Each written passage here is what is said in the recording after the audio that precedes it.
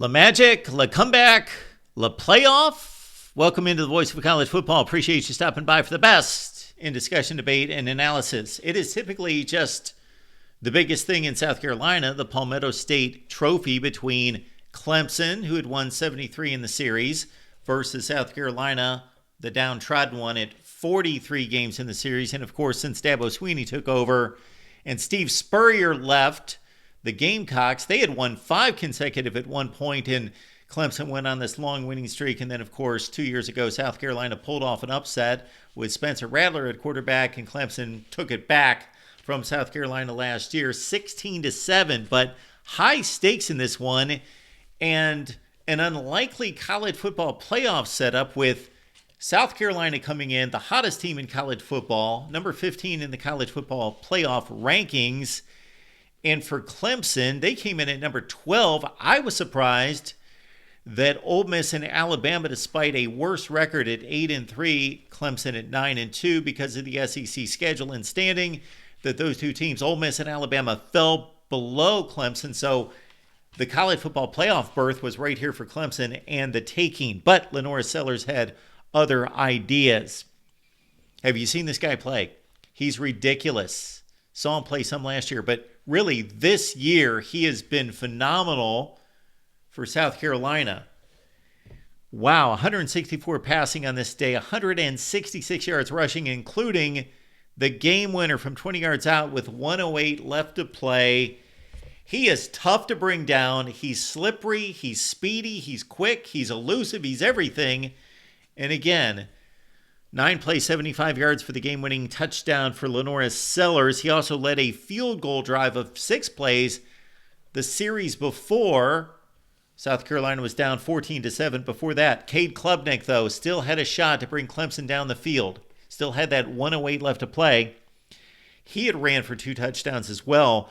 Drove Clemson 57 yards to get them into position with 16 seconds left to play. So probably 3 shots at the end zone from the South Carolina 18-yard line, but Klubnik picked off by Demetrius Knight to end it, and South Carolina wins 17-14.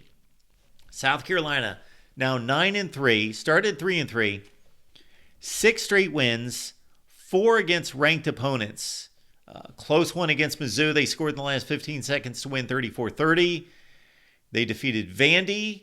They also, of course, defeated Texas A&M. Dominated the second half with a 24-0 spurt, and now this win against Clemson.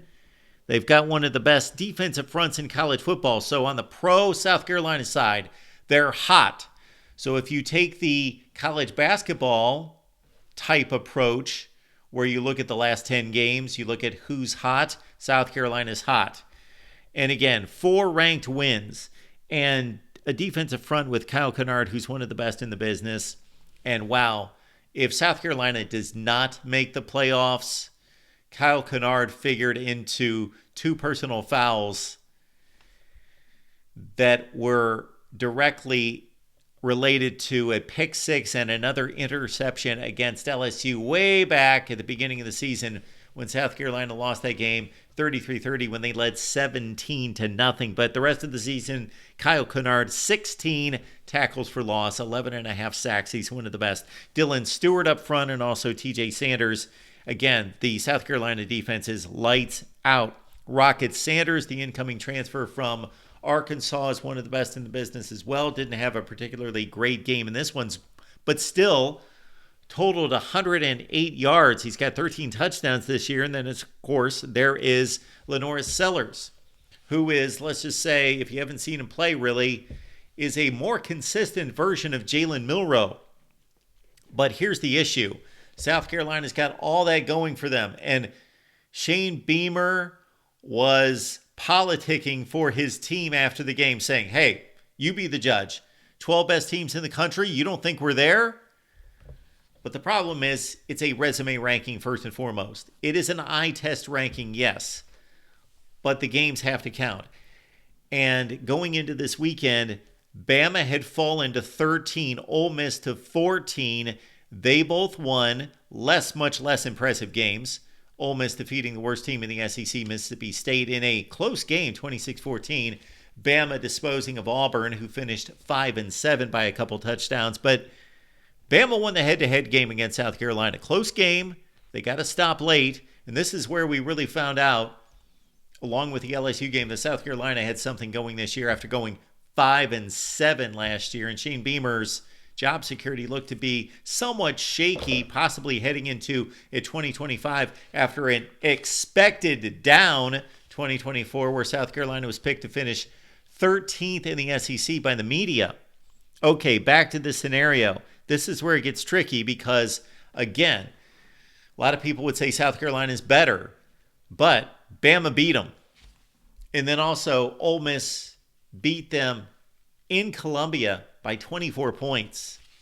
And Ole Miss has some impressive showings against the likes of Georgia with a win there as well. And so that's tough to overcome right there. So I just think South Carolina is in a pecking order that is going to make it difficult for them to get into the CFP. Clemson, let's not forget about the Tigers. The best thing that could have happened for Clemson football today was win the rivalry game, have Miami win, so you don't have to risk a loss in the ACC championship game, and go to the playoff at 10-2. Clemson came in at number 12, and because Boise State was also in the top 12, Clemson was in the top 12. You would have thought that they would have stayed ranked in that top 12, especially with Miami losing. But it didn't work out that way. Miami lost, so Clemson now goes to the ACC championship game. But at least they've got a clear, definite path. They don't have to be concerned with any kind of committee ranking because it plays out this way. Clemson drops to 9-3. They're not making the playoff at that record, not in the ACC, but they play the ACC championship game. So they're either in or out. And of course, SMU is the only undefeated team in conference play in the ACC. They defeated Cal today 38-6. We will break down that game, of course, all week. Join our guys, Jordan and Tiger Paw Craven, on Wednesday night on the Clemson channel, 8 p.m. Eastern Time for the Clemson Show. It's the all-in show.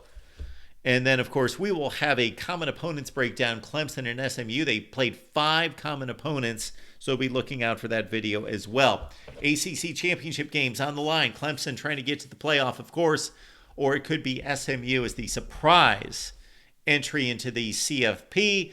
South Carolina, the chic pick right now, but again, Ole Miss and Bama, those head-to-head losses holding them back. Your comments, your thoughts, your suggestions down below, always a good read from me right here at the Voice of College Football. See you next time.